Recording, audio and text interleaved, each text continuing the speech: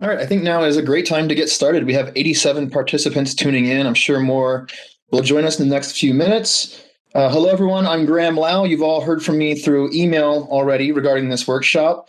So good morning, good afternoon, good evening to some of you from around the world. We had 150-ish people register for this workshop from 17 different nations. So there's a lot of interest in helping us develop this knowledge base that you'll learn a lot more about today during our meeting. For some quick shopkeeping, if anyone needs to contact me with any technical issues, feel free to send an email to grahamlau@bmsis.org, and I will do my best to respond as quickly as I possibly can. Also a reminder, during our meeting, the chat will be disabled, but as a message from Mike Toyon says in the chat, you can send messages to me, questions to me for our presenters, and I will share those throughout the meeting today. For our plenary session today, we have four of us speaking, myself, and then here shortly, Tori Holler will give you an introduction to the Life Detection Forum, the motivation and the goals that we have intended here for developing this knowledge base for the Measurement Technology Forum and other parts of the Life Detection Forum through the Center for Life Detection. Then Andrew Pohorille will give us an overview of the knowledge base website system. Many of you have already registered as users for this website, and I appreciate that. You might have noticed lots of changes occurring with the website recently, and there will be a lot more changes in the very near future as well. So while we hope that we can do a lot of work with the website, there will be changes coming in the very near future. And so as of right now, most of our content will be done through our working groups that you'll learn about later. And then finally, before we break out into our working groups, we will hear a little bit about the Measurement Technology Forum from Richard Quinn. And then everyone should have been contacted. Those of you who wish to join working groups should have been emailed with the Microsoft Teams link from your facilitators for joining those groups. If you have not received that information and you would like to join a working group, feel free to send me an email right now at grahamlau@bmsis.org, and I will send you the link to a working group that fits you best. And so with that, I will pass it over now to Tori Holler to give you the introduction. Thank you, Graham. Can you make me, there we go. So I wanted to talk just briefly about the motivation behind this activity, the potential that I think is inherent, and the goals of the workshop. So in 2019, the National Academies published a consensus study report on astrobiology strategy. And in that report, they called for NASA to support the community in developing a comprehensive framework through which to assess the potential for use of different biosignatures in a search for evidence of life beyond Earth. That's what we take as the motivation for this activity. It's to guide the community through a process of developing exactly this framework. Now, we can see framework in two different senses. The first is conceptual, meaning that we as a community need to have a dialogue to reach a consensus on a standard set of criteria for assessing the utility of really what is a diverse and broad range of biosignatures. And we sought to facilitate that dialogue through a series of workshops that we held in summer and fall of last year. And a lot of what you'll see today represents the outcome of those workshops and the input of the broader community. The second is in a functional sense, to actually develop a framework in which we can, as a community, work together to build our knowledge of biosignatures and their applicability in a search for evidence of life beyond Earth. And that's really what today is all about. To roll out a system that we've developed with input from the community to try to work as a community on building our knowledge of biosignatures. So the National Academies in that same study report also called for better integration of astrobiology knowledge and expertise into all stages of mission design and implementation. And I think the potential that's inherent in this activity is to facilitate that process in several specific ways. The first is astrobiology knowledge as relevant to a search for evidence of life beyond Earth is really diverse and broad, and in many cases it's diffuse and spread across a set of different communities. I think that if we worked as a community to place that knowledge into a common reference frame, and specifically a reference frame that's purpose-built to support mission planning, we really can help to streamline the delivery of astrobiology knowledge into mission planning. I think if we do that in the right way, we can highlight knowledge gaps. So that's places for research, highlight technology development needs. We can importantly identify dependencies on environmental context, because those dependencies translate into uncertainty when we plan missions. And it's important to acknowledge as what we don't know as just as much as what we do know. I think that if we do this in the right way and construct it with the right organizing principle, we can support science traceability and facilitate risk assessment. And in doing all of those things, we can help take this diversity of astrobiology knowledge and format it in a way that makes it particularly amenable to influencing mission design. So to realize that potential, of course, requires that we build this system with careful and thoughtful planning. So we've certainly worked hard to try to do that. We've taken stock of what the community has had to say. We've tried to build a framework that balances the need for structure and normalization across this diversity of knowledge with the flexibility that you as users will need to describe the differences between different biosignatures and different measurement technologies. So I hope that you'll see that design represented. I hope that you'll see that utility. Now, as with anything new, there's a learning curve, but I think it's worth trying to work to come up that learning curve to realize this potential. Because really, in order to do this requires not just thoughtful design, but also broad-based utilization. And that, to me, is what's exciting about this workshop. As Graham mentioned, we had more than 150 registrants that spanned an impressively diverse range of expertise. And to me, that represents the critical mass that we need to really make this system go. If you as a community decide that this is a useful tool and this is meant as your tool, if you use this tool, if you help us build this tool and build the knowledge within it, I think we really can make something that will serve us well as a community and that will help us bring astrobiology into missions. So what you'll see discussed today are actually two different tools. So we envision this life detection forum as a web-based tool for community-sourced knowledge. And community-sourced is really the operative and important term here. This is your tool. We've built a framework that you now need to populate with your expertise and knowledge. And you'll see two separate tools. One is a knowledge base that's designed to capture our evolving knowledge about biosignatures. The other, a separate but linked knowledge base that captures our understanding of measurement technology as it evolves.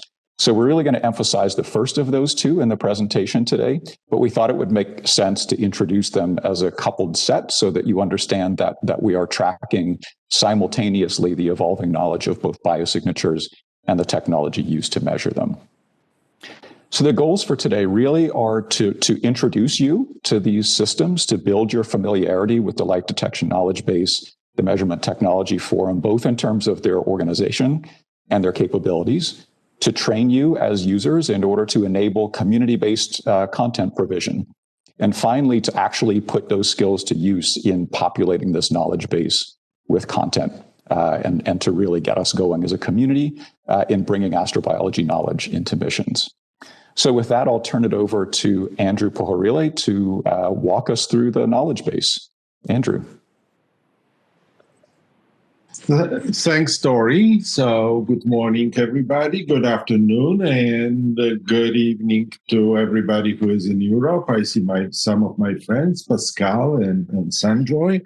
So why don't I start with sharing my screen?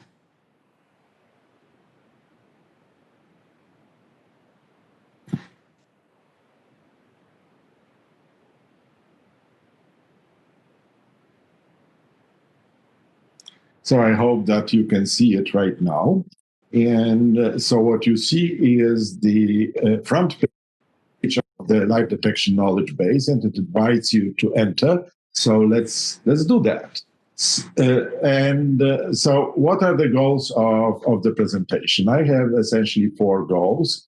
I want to introduce you to the basic concepts, to the terms and features used in the knowledge base, and to explain the organization of the knowledge base. It's not very common. It's different from most knowledge bases, so that's why I want to spend some time on this. But also because many of you will participate in the workshop, in the working groups. I also want to guide you somewhat on how to provide content. The 4th goal is kind of in gray because I will not spend a lot of time on this, which is demonstrate how knowledge base works in practice. So the plan of this presentation is as follows. It's divided into 3 segments, and each of them ends with Q&A. The first segment is an introduction to the knowledge base and the concept of biosignatures and some kind of general framework for assessing biosignatures. The second segment is on the organization of knowledge base and such ideas, such concepts as criteria, arguments, and environments.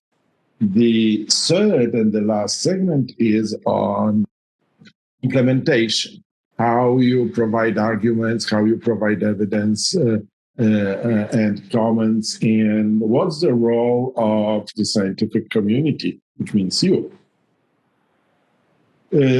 The goals of the knowledge base, Tori already alluded to that, is to create a resource that provides common knowledge about life detection. Life detection is a very broad field with expertise that stretches many fields. So nobody is a real expert on everything. And it's kind of important that we all consider this problem from some kind of a common knowledge. And this knowledge base is supposed to do that. The other goal is to support scientific discourse. That's for scientists is important, but the story often reminds me we might have a number of customers for this product, but there's only one paying customer, and that's NASA headquarters. And what they are particularly interested in, as you saw from this recommendation of the national academies, is that to have some tools that will help assess scientific risks of missions and observational activities, and what it really means, how to translate it into a more concrete language I'll talk about in a short while.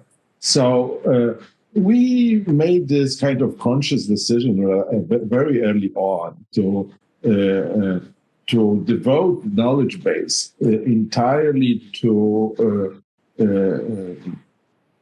collecting information about the presence of life at different targets, independently of detection technologies. So it's kind of a truth on the ground.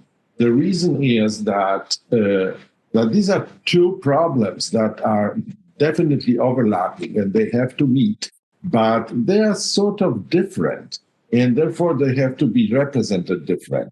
There is this truth of the ground that we have no influence on, but we want to know as much as we can about. And there is this detection technologies and instruments. Our technology can change. We can influence that, including some adverse effects like contaminations. And that's a separate thing. And Richard will talk a little bit about that. So what are the features that we would like the knowledge base to have? Well, we would like it to be comprehensive. We would like it to be, which means it will contain a lot of information, almost everything or almost everything that you ever wanted to know about the science of life, and expandable. For easy finding information, it has to be hierarchical. And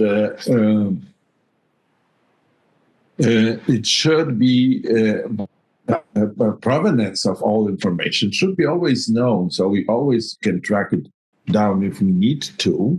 The interface, that would be nice if it were easy to use and transparent, no steep learning curves. But also one issue that Tori stressed is that it's a community-owned resource.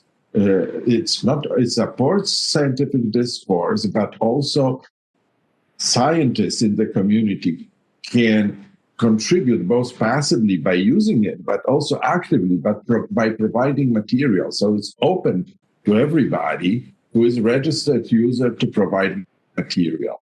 but it cannot be free for all. So that's why it's curated for both clarity and integrity of information. It should be in the industrial strength so that many people can use it and we don't get hacked that easily.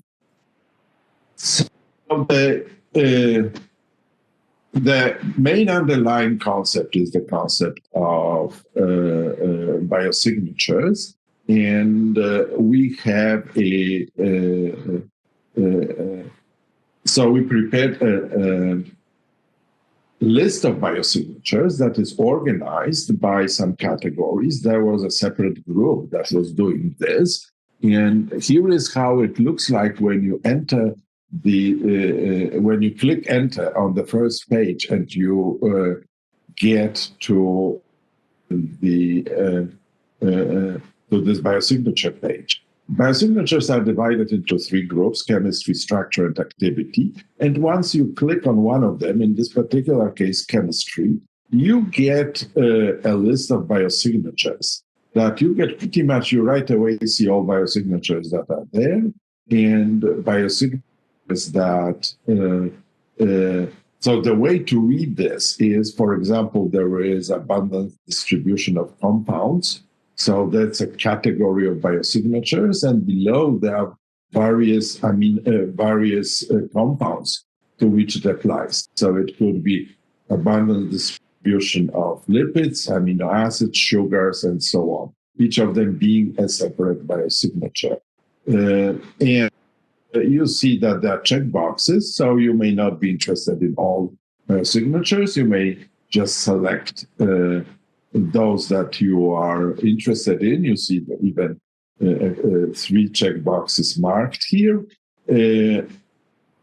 You can mix and match. You can mark some from chemistry, from structure, from activity.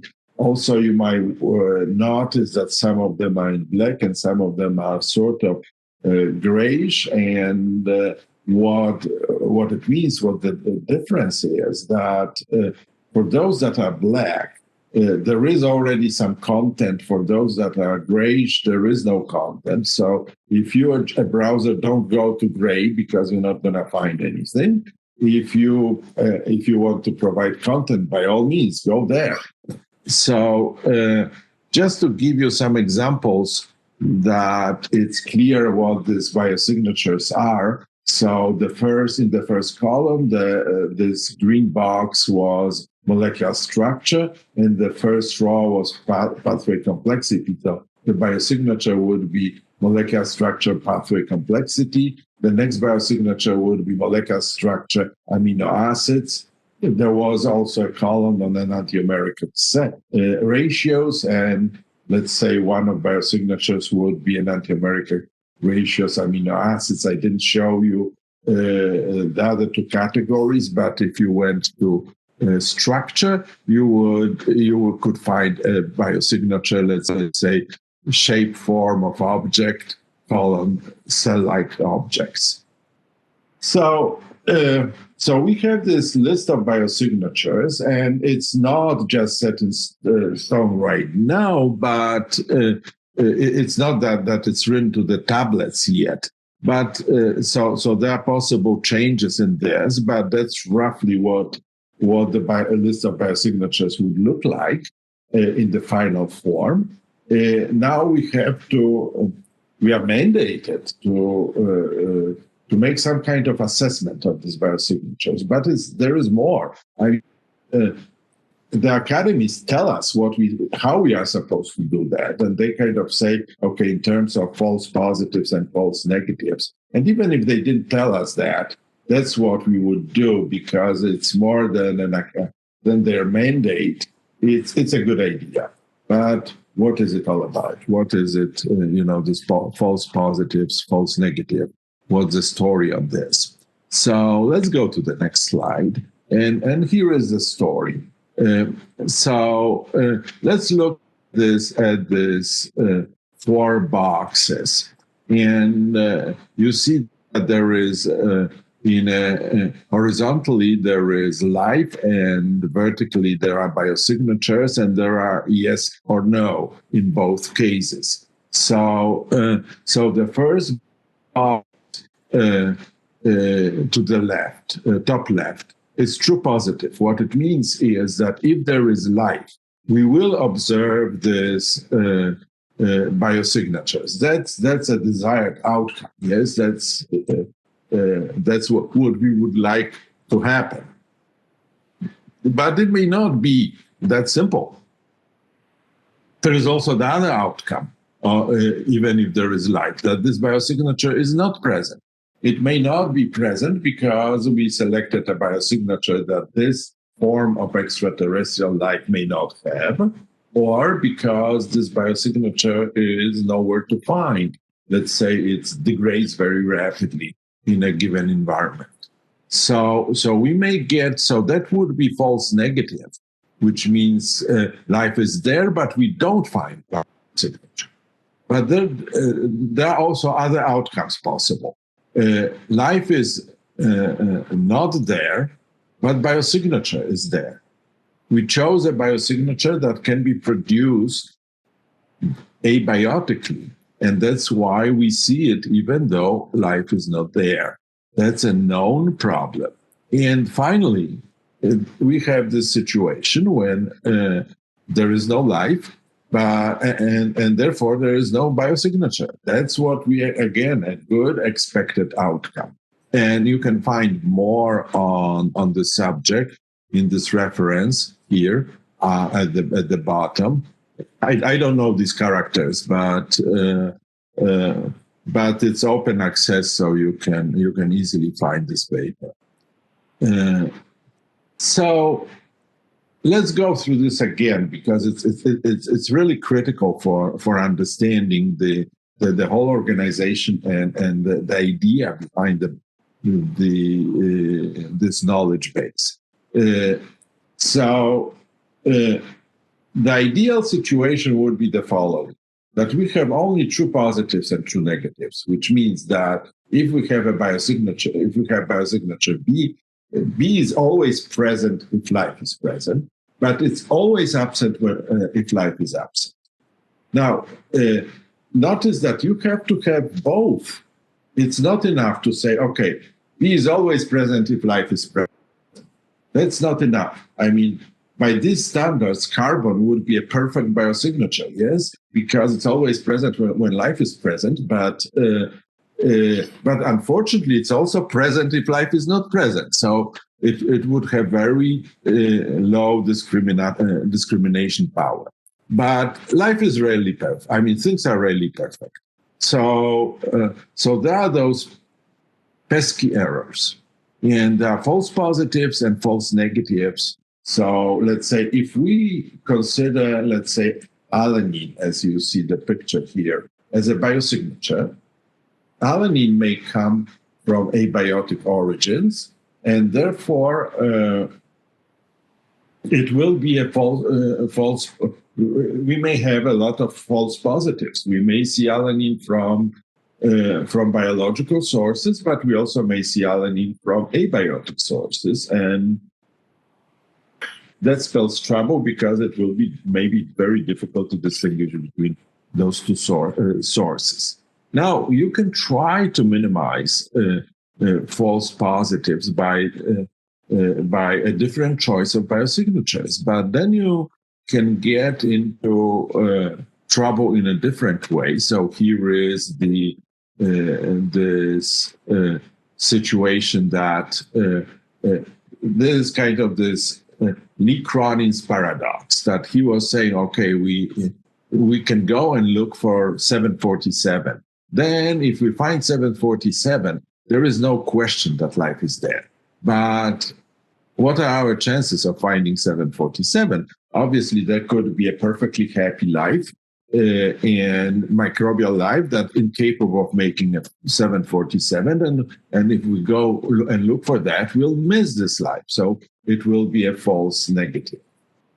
So now it's a workshop. So there will be an exercise. So as it is in the workshop, so the next is an exercise for you. So and if you can, please do answer in the chat. So here are 4 biosignatures. And cell-like shape feature in meteorite, homochiral dipeptide, chlorophyll, and DNA. And there might be false positives and false negatives on all of them. But for some of them, there will be much larger probability of one versus the other. So tell me where are we in real danger of false positives and when we are in danger of false negatives. So I'll stop for a while so to give you the chance to answer. And Graham, you tell me what the answers are. I will. So go ahead and write your answers in the chat, folks, and I'll take a look, and then I'll share those as they come in.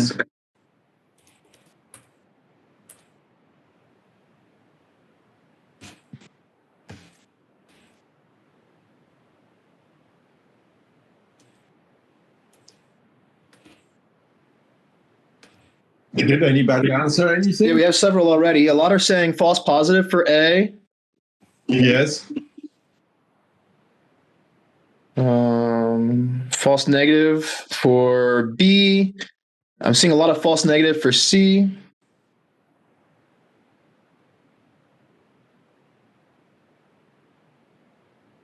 So far we have a lot of false positive, false negative, false negative.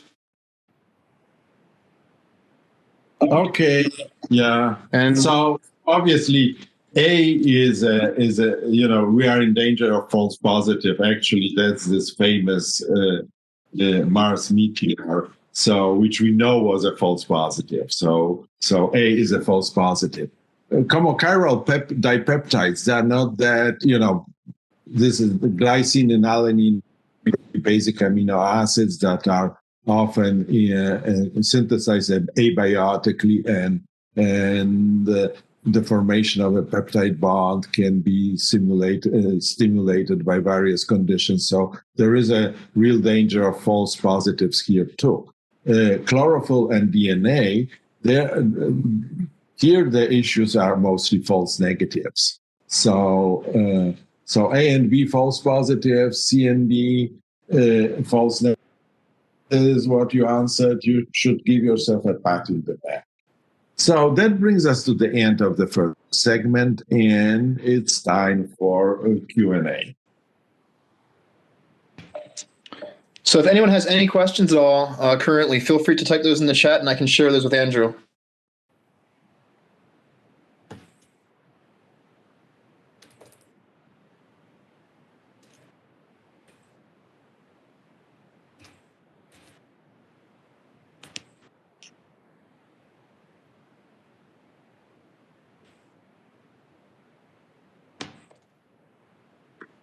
I'm not seeing any questions yet. Okay, so if there is no questions, then maybe we'll move forward, and there will be another. We actually do have one question, Andrew, from Jen Blank. She said that you went over the obvious false positives with A and B, but what was the rationale for false negatives? The rationale for false negatives is that you can have, let's say, other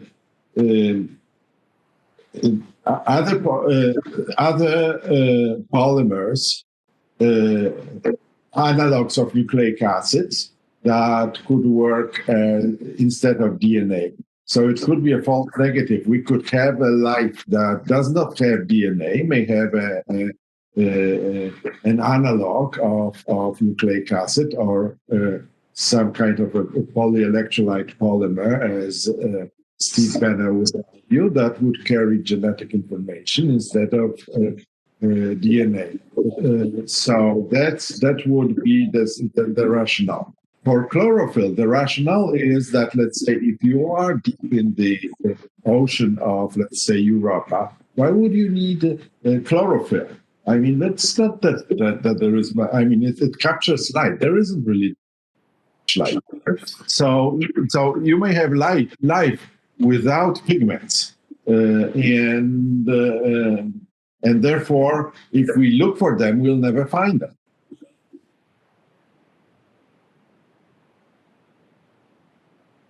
Okay, so Go ahead.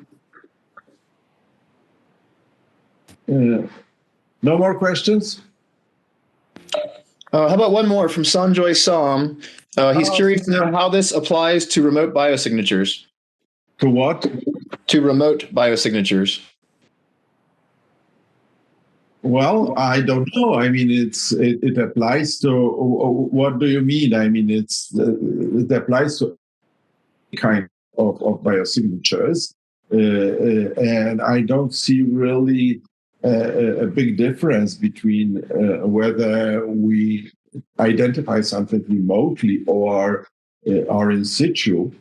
So it should apply to any kind of biosignatures. I mean, not those 4 examples that I gave, because obviously none of them you can detect from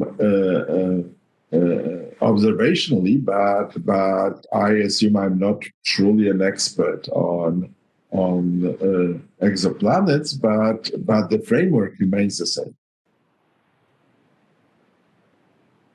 All right, so let's move on.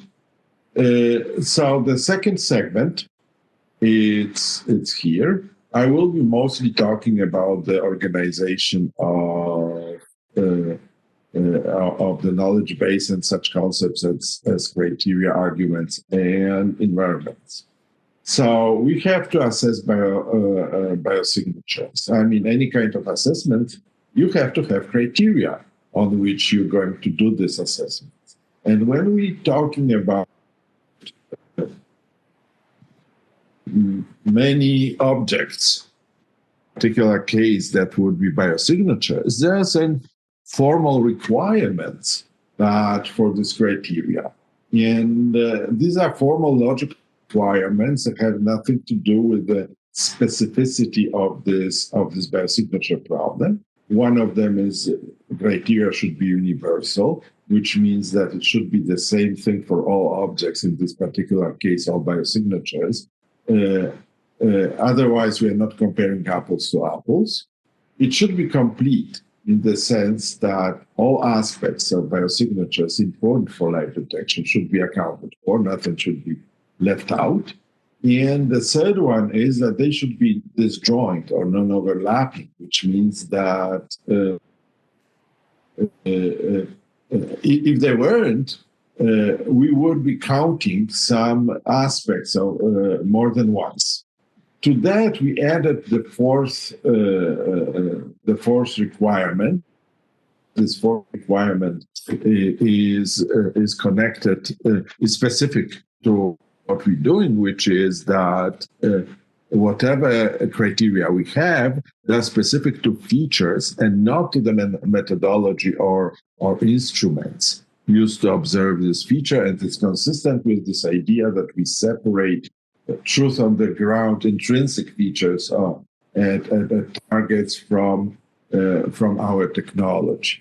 So it turns out that it looks fairly innocent, these requirements, but it turns out that they really narrow down the range of criteria very rapidly. When you think about, when you make a list of possible criteria and try to make it a set that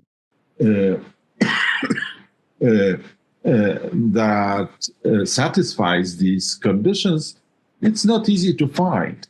And we had a workshop on this, and we proposed a set of criteria. And at this workshop, we and our colleagues came to the conclusion that this set is actually quite good. It consists of 4 criteria. There is biological prevalence. There is biological structure, and what it is, prevalence. I'll read you the definition. You should have a definition document, but just in case. Prevalence of a feature expresses the likelihood that it is produced by a particular source, such as life or a non-biological process. That's why we have both biological prevalence in green and abiotic prevalence in red here. And the other one, and that pretty much says, okay, do we expect life to have this feature or not? And the other one is biological feature strength. And feature strength is the prominence of a feature as abundance, rate, structure, patterns, intensity, that provides evidence regarding the past or extant presence of life or a non-biological process. So we have biological feature strengths and sort of symmetrically abiotic feature strengths. So what we're doing here is we looking for both the biological side of the story, but we don't stop there, as you saw before when I was talking about false positives and false negatives. It requires looking for both at biology and at abiotic processes, and in this document of the National Academy, that's kind of stressed fairly explicitly. So how we evaluate things based on these or assess things based on this criteria, we would kind of emulate scientific discourse. That's what this database is, knowledge base is trying to do. I mean, what's scientific discourse? You argue, and you present arguments supporting something, contradicting. You support your arguments by evidence. You comment on something. So we try to capture all these features in this knowledge base, and it is much more useful than encyclopedic knowledge or literature's search based on keywords. Probably, if you ever tried that, you know it's a very frustrating experience. Not to mention that even if you find a paper, there is a big difference in the sense that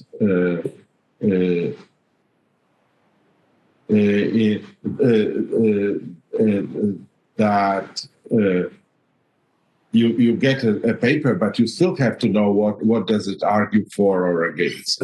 You have to understand that. Here it's all kind of explained to you. And it's a very powerful tool. And so it has to be used with care. It's almost as powerful as this. And here are, like safety instructions. So what I'm going to do now is kind of give you a little bit of safety instructions regarding using knowledge base. So first, what's the concept of argument and definition, how they differ? Argument is a statement that supports or contradicts a given thesis. Evidence is a fact of information that indicating whether an argument is true or valid. So argument does not necessarily provide facts. It just gives you a statement, and evidence provides facts. So here is an example of such a situation. So argument would be functional polymers must be homochiral. And evidence would be a concrete result that attempts to evolve in vitro ribozymes of mixed chirality fail. And there is a source given, that's a Jerry Joyce paper in Journal of Molecular Evolution from, I think, 2 years ago. So that's a fundamental difference between those two. Let me give you a little more examples of arguments so that I noticed that this is a concept that causes some problems. So it's kind of good if everybody had a good grasp of this. So let's take a biosignature, an enantiomeric excess amino acids. And let's look at prevalence. That could be biological prevalence or abiotic prevalence. And you can give arguments, as in every discussion, you can give arguments supporting and contradicting. So you can give arguments supporting biological prevalence or contradicting biological prevalence, and you can give arguments supporting abiotic prevalence or contradicting abiotic prevalence. So what they would be? So supporting biological prevalence, that life has to have this feature, is that homochirality of polymers is required for life. Now I can contradict that by saying, which is true, there are functional proteins that are not homochiral in biology, in contemporary modern biology. Abiotic prevalence could be, let's say, that significant excess of chiral amino acids, L amino acids, are found in some meteors, to which one might respond that yes, but these meteors might be rare special cases. And so you see there is a difference between biological prevalence and abiotic prevalence, and it seems that often there is some confusion that people think that abiotic prevalence, that arguments for abiotic prevalence and arguments against biological prevalence is the same thing. No, it isn't. The biological prevalence is entirely about biology, either that it is in the biological system or can be found as a biosignature, or it is not or cannot be found because it's, let's say, degrades rapidly or similar. Abiotic is at abiotic sources, so you see that there is a difference between biological con and abiotic flow, and it's an important difference. Now, there was something peculiar about this example that I gave you, that in both arguments, it was almost like an argument, or not almost, literally, as an argument and counter-argument. Somebody, which very often is how the discourse goes, that somebody says chirality is required for life, and to that somebody responds, no, it isn't. And somebody says significant excess of L-amino acids is in some meteors, to which some say, yeah, but these meteors are very special. In many instances, we don't have to worry about it. And for that, when there are this kind of direct relation between pro and con arguments, these arguments can be linked. There's an argument and counter argument. And in the database, what you see here is this little chain, and so which links these two arguments, arguing that it's an argument and counter argument. And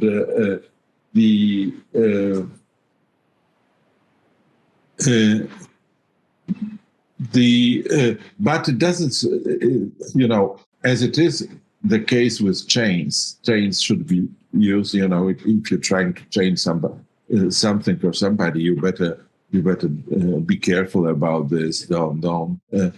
So it's not always applies. And at the bottom, there is an example of two arguments. One is pro and one is con. The pro argument is almost the same as the previous one, and the argument against abiotic prevalence might be that abiotic pathway are known for synthesis of L-histidine, and that would be favorite argument of Chris McKay. And they're not connected. One is argument pro, one is against, but no link about them, no chain. So now is the time for an exercise. So there are three arguments here that I took from the current knowledge base in A1, A2, and A3, and a pair of pro and con arguments. And one of those is incorrectly constructed. So tell me which one.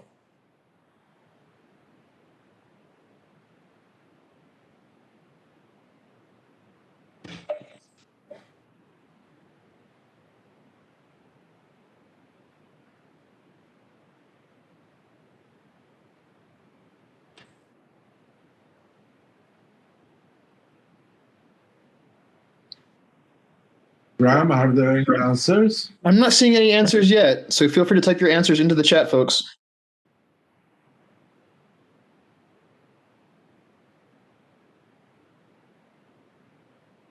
I see lots of A1 and A2 rolling in.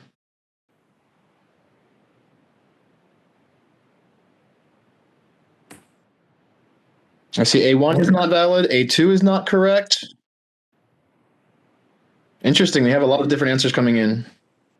Okay, so now, if you answer A1, you did well, because what does it say? Pro-argument is a biological argument. Yes, it's biological pro. Compartmentalization is a key feature of life. But micelles are abiotics. It's not a biological con. So that's why A1 is not properly constructed. So I think that was a purpose of spending some time trying to explain this issue, and I hope that by now it may be clear. But still, there is something amiss here. And what is amiss is that that one would say, yeah, it's all great, but it's all contextual.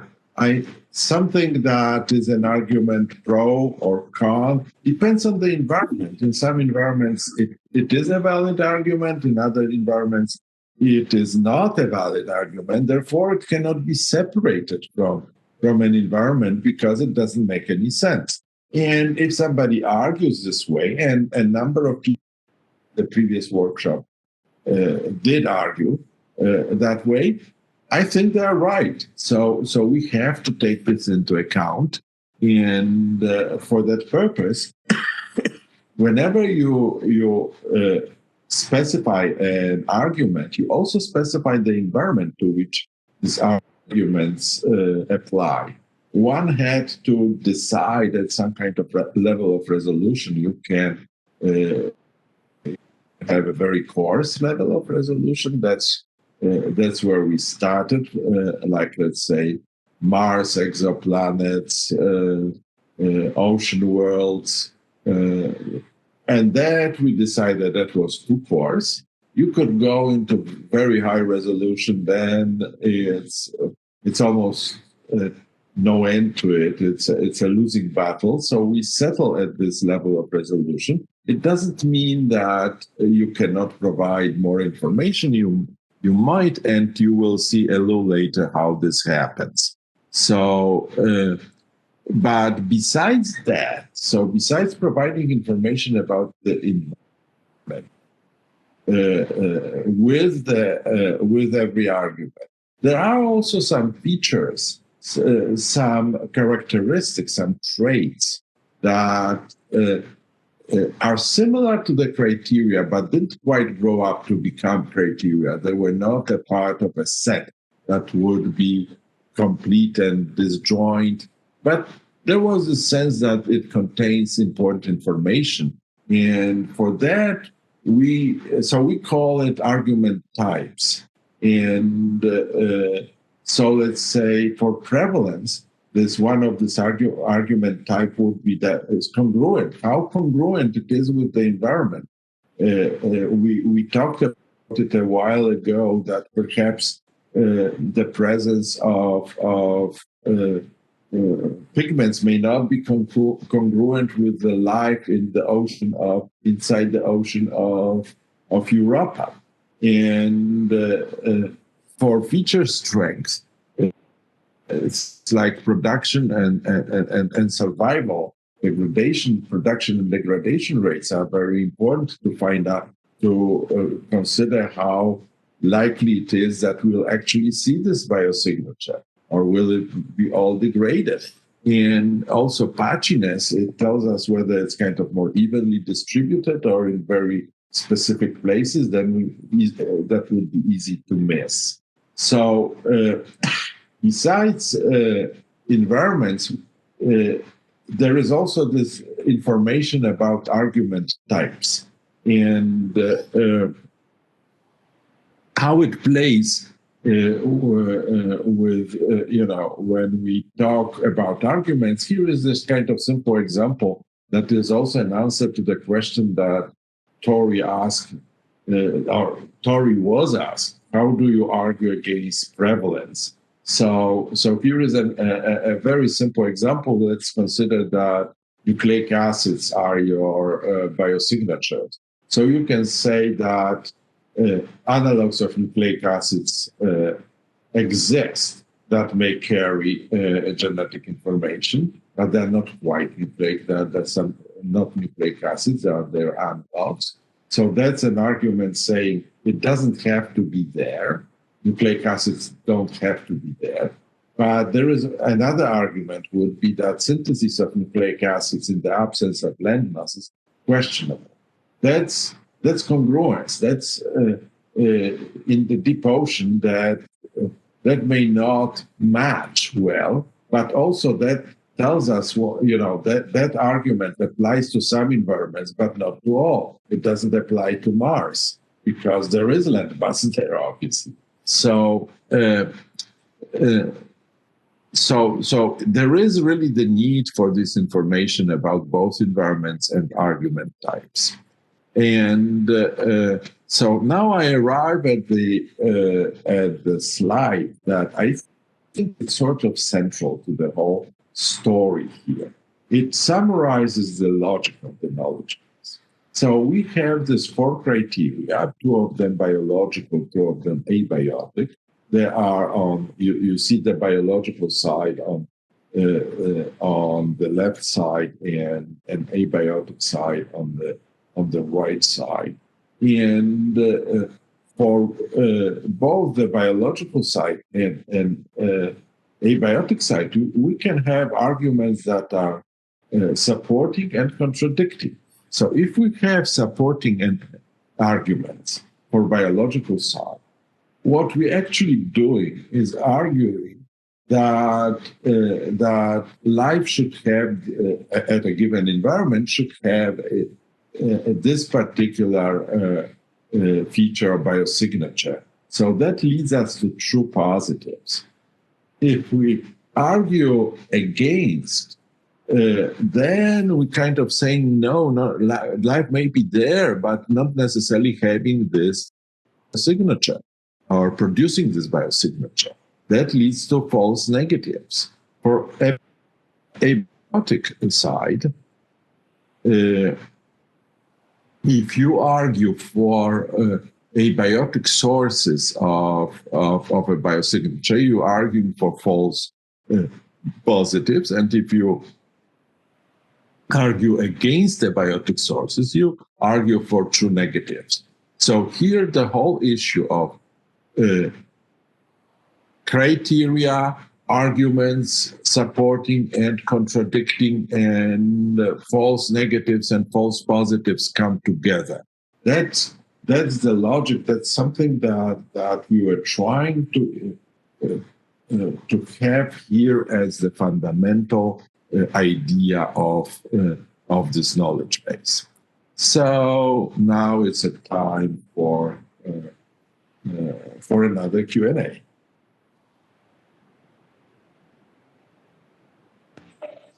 All right, we have a few questions that have come in while you were speaking here, Andrew. First off, from Richard Gordon, assuming a binary result, abiotic or biotic, what about a system that's making the transition from abiotic to biotic?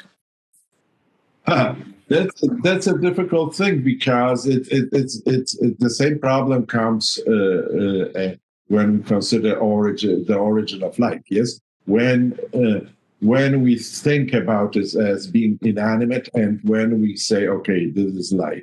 So I don't think that there is really a clean answer to that. And on the practical side, I don't think that, it would be fascinating if we captured a world which is just making a transition from non-life to life, but certainly more interesting than the other direction. But I don't think it's very likely. However, what might happen is that, let's say, there might be a circumstance, and perhaps Titan might be such, that there could be an advanced chemistry, but advanced chemistry that never made this last step to turn into life. And that might require a little bit, that might challenge a lot of our beliefs on what's biotic and what's biological.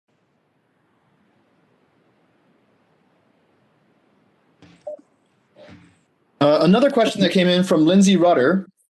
She said, Andrew mentioned a new item added to false negative framework that was originally 3 items: complete, universal, and disjoint. Would the new item, specific to features, not to methodology or instruments, enhance or hinder the identification of technology development needs for the Measurement Technology Forum? Well, we hope that it will help identify this. Essentially, the idea is that when you have this knowledge base and you have these 4 possibilities, and you want to decrease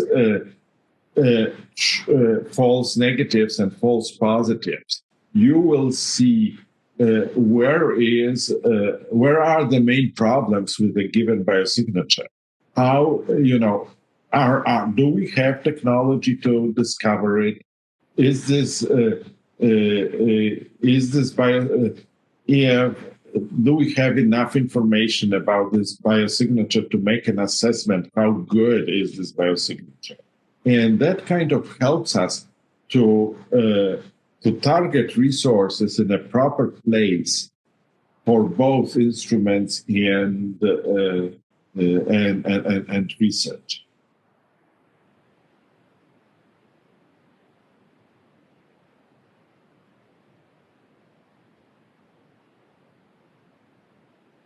Any other questions, or should we move on?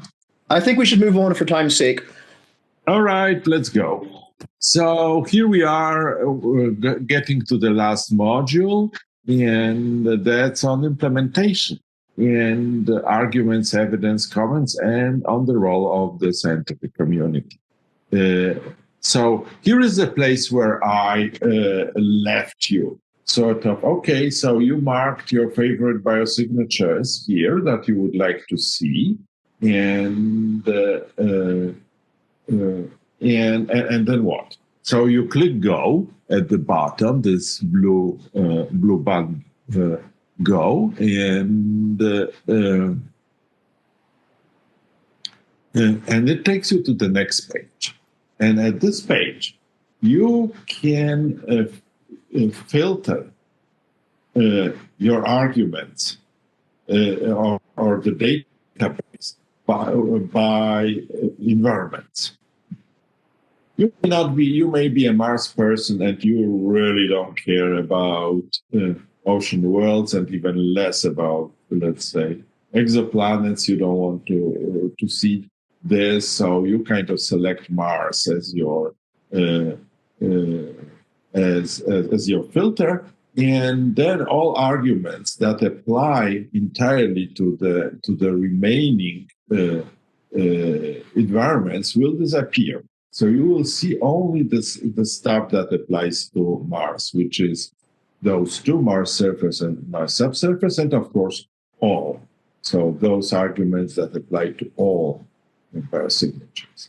And as you can see, you have a host of actions that you can take, a number of buttons that you can click on, and let's say that you click on view. That's the interesting one, yes? So you can see information about a given biosignature.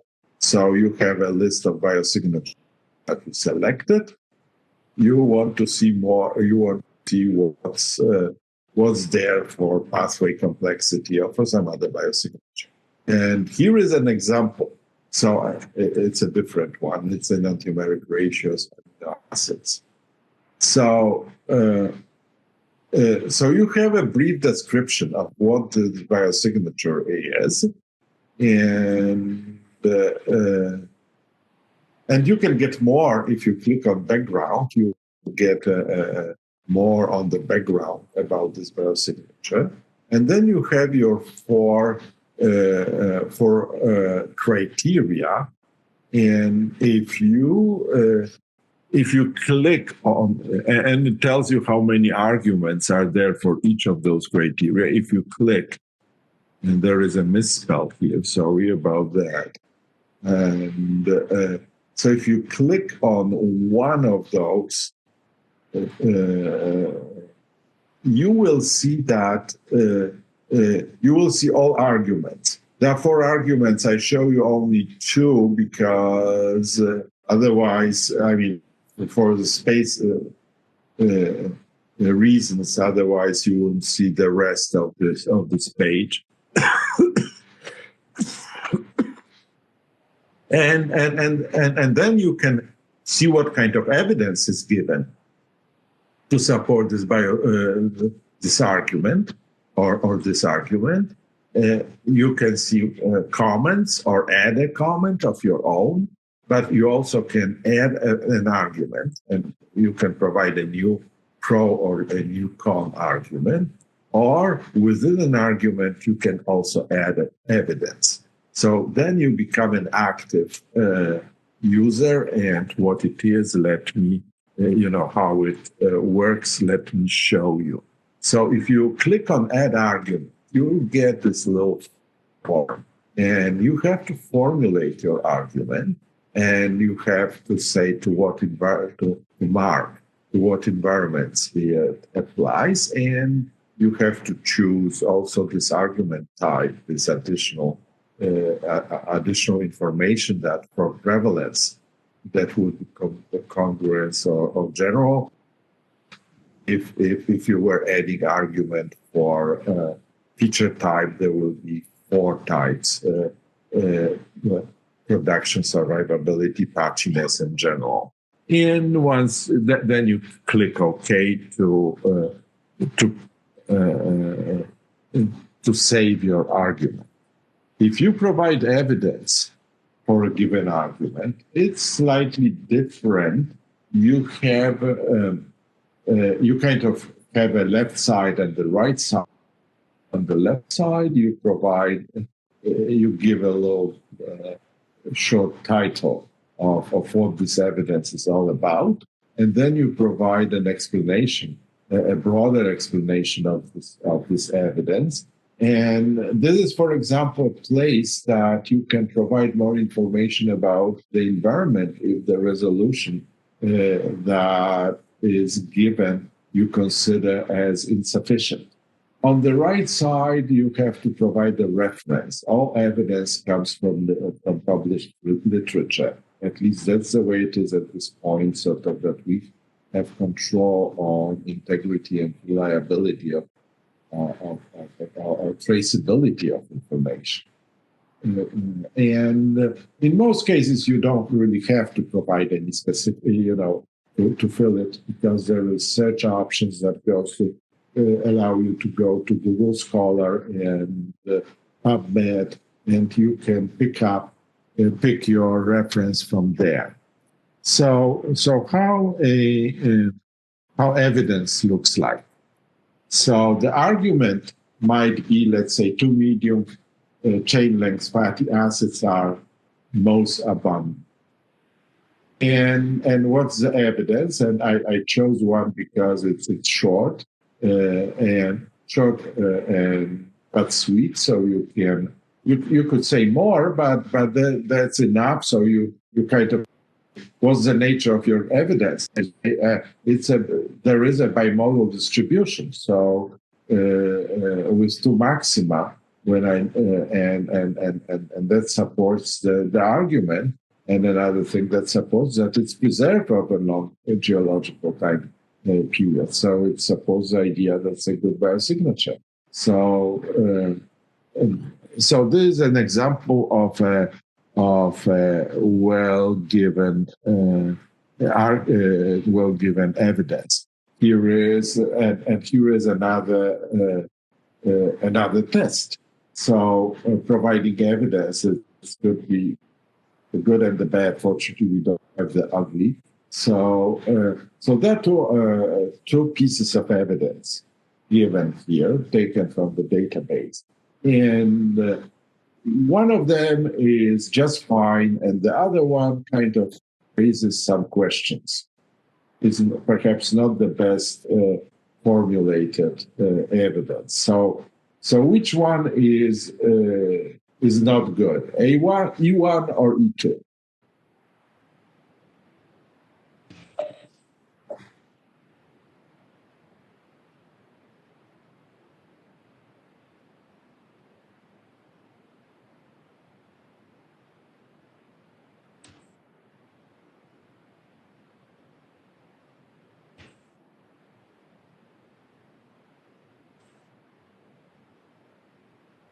I see a few rolling in. I have a pretty split mix right now, actually. It looks like mostly E1 is good. Well, no, I'm getting it pretty half and half. I think people are kind of split right now with which one is good, which one's bad. Yeah, I would say that E1 is not very good because for two reasons. One of them, it uses this abbreviation. I mean, if you're coming from somewhere, I mean, from some other field of live detection, what's DMS? What's DMDS? It's not explained. And then the explanation is just one sentence and not very informative. So I would say E1 is not a very well constructed evidence. But for this reason, that we kind of have institutioned this idea that when somebody submits an evidence for argument is the same thing. It has to be approved for by a curator. Every biosignature has a curator. But but then curator is a subject of review. It has to be an expert review that mostly whether this argument or evidence is formulated correctly, and also naive review whether it's clear to somebody who's an expert. So finally. So we went through arguments, we went through evidence. There is the third construct in scientific discourse are comments, that you can comment on things. You don't have the kind of standard proof of evidence. So you can, let's say, yeah, this argument, I disagree with it for this and that reason, or I don't think that this. You can comment on a piece of evidence. I don't think that this research was done very solidly. You don't, and you may explain why. You don't need direct evidence for that, but you can relay your concerns. So you can point also to relations to other arguments or evidence connected to instrument. Various comments are possible and are welcome in this format. So we went essentially through the organization of the knowledge base, and besides that, it's not only knowledge base that is organized, but also user community is organized around sort of this knowledge base. And so there is a system administrator, and each biosignature has a curator. There might be a curator, same curator for several biosignatures, especially closely related ones. And what curator does is responsible for organization, integrity, and clarity of arguments and evidence, which means that its organization is, it can order arguments. There is a default order in which they will appear based on argument types, but a curator may change it. It's responsible to make sure that what is there is, there are no fake papers and fake news and so on. And it should be clear. Registered users, which means you can provide new arguments, evidence, and comments. You can communicate with curators and administrators. And everywhere there are these buttons that say send email to a curator or send email to an administrator. If you have some suggestions regarding platform, curator is mostly regarding the content, and if you have some kind of problems, then again we could contact administrators. So here we get to the end, and also it's an introduction to the next phase, which is working groups. So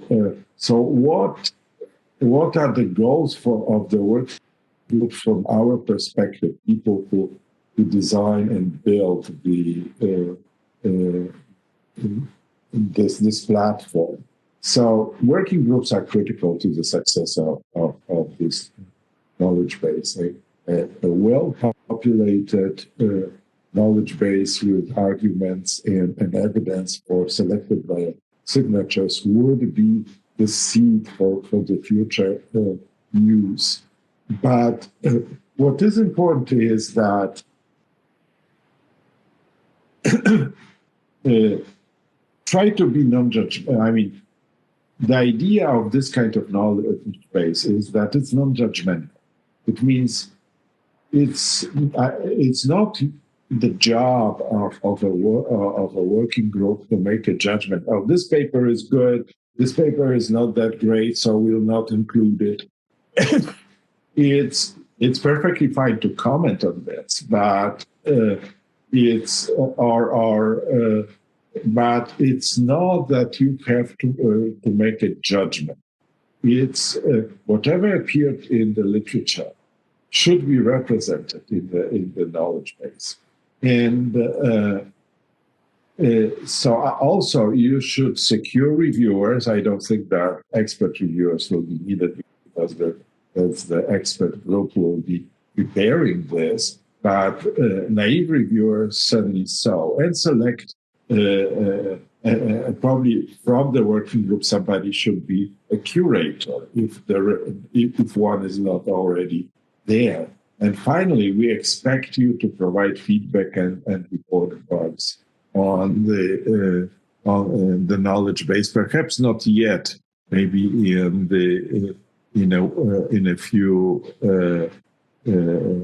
a week or two, because we are still making. Still working on this knowledge base.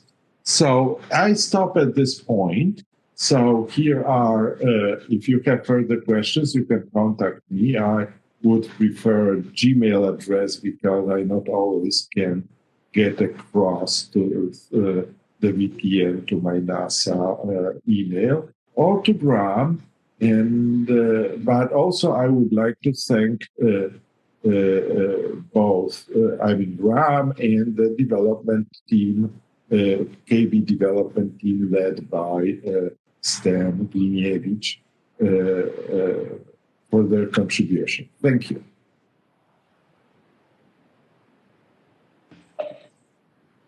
If there are any questions, that's the last chance. If there are any immediate questions, we can ask them. We do have other questions and comments that came in during Andrew's talk. A lot of those will be addressed by the facilitators in your working groups here momentarily. Other questions and comments that we've captured can be addressed in the coming weeks as the working groups begin working on the content for the knowledge base. But if there are any last-minute questions, feel free to ask now. Otherwise, we're going to pass it over to Richard Quinn, who's going to give us a brief presentation about the Measurement Technology Forum before we break out into our working groups here.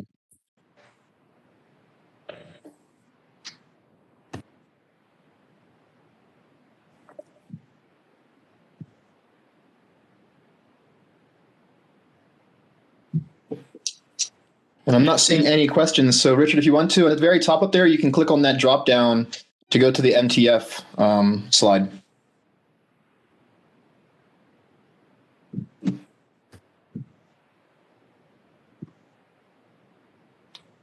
Graham, where's the drop down?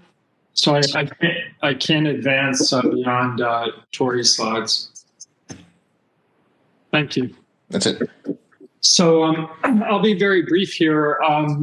Andrew just gave everybody an overview of the knowledge base, which is the form to identify, discuss, define biosignatures, and the goal or the objective from that is to identify some approaches for searching for life and also technology needs and measurement needs to accomplish those tasks. So the Measurement Technology Forum, it's the counterpart to the knowledge base, and really what we're trying to do is to allow cross-comparison between measurement needs and current capabilities. The Technology Forum, like the knowledge base, we want to make sure that all relevant information about life detection is centralized, accessible to the community, and thoroughly discussed and updated with time. And then the big picture is to link the science rationale flowing from the knowledge base with state-of-the-art and emerging instrument capabilities, including our intent to connect the science community with technologists. This is in the development stage, and I'll say that we've been working this a bit in the background with Stephanie Getty has been co-leading this along with input from all the folks within the Center for Life Detection. And because this flows, the technology needs flow from the knowledge base and what's defined in the knowledge base, we're going to be rolling this out a bit later. And you'll be hearing more about this in your working groups as things progress. We are short on time, but very briefly, here's a little screenshot of currently what it looks like. And it's not up to date because we have had some changes based on the criteria workshop that was held earlier in the fall. But really what it allows instrument developers and scientists to do is to basically identify their instrument and link it to measurement parameters or biosignatures. And then also the target here, we're calling it target, but really that's the environment. So it allows you to put the information about your technology, link it back to the knowledge base, and then continue on with some additional information and comments and discussion within the community. So again, it's a parallel system that will be rolled out in the coming months or the remainder of this fiscal year. And that's really all that I have to say about that. I just want to make sure that everybody knows that this is in the works, and you'll be hearing more about it shortly. So I think everyone's good now to go join your Teams meeting with your facilitators. Again, if you wanted to join a working group and have not received an email from facilitators with that Teams information for meeting up right now, please email me at grahamlau@bmsis.org, and I will make sure that you're assigned to a group or that you get the information on how to join the group you've been assigned to. And I see some questions coming in. Kendall Lynch had asked if there will be opportunities to support the effort for the MTF. Definitely, we'll be doing more in the very near future as we develop the knowledge base and then develop the Measurement Technology Forum as well. So I think otherwise everyone's good to go to join your working group meetings. So thanks everyone for joining us here for the plenary session. And for the isotopes group, I'll see you shortly in our meeting as well.